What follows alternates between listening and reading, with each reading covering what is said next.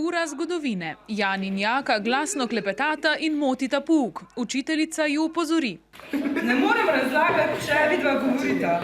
Opozorila ne upoštevata, klepetata naprej. Učenci prve osnovne šole Slovenj Gradec pri uri etike razmišljajo o tem, ali bi pomagalo, če bi Jaka in Jan za svoje vedenje dobila slabo oceno. Bi se vedenje v šoli moralo ocenjevati? Lea je proti, Žan je za. Jaz absolutno mislim, da bi v šoli mogli ocenjevati vedenje.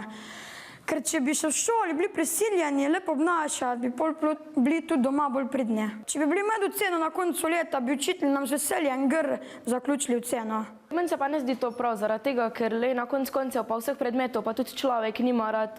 In recimo po enih predmetih pa se ti ne zdi fajn in pač polčasih se ti pač ne da sodelovati. Če ti hočeš imeti dobro oceno na koncu leta, se itak čez celo leto učiš, pa ne pol učitelje podkupuješ s tem, ker si pač bil ti priden celo leto, da ti bo pol malo več zaključilo.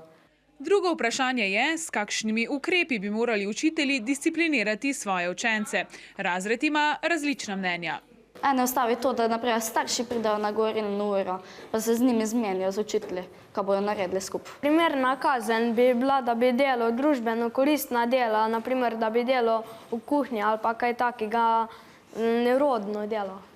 Pravila o dobrem vedenju pač obstajajo z razlogom, pa če ocene so ali niso.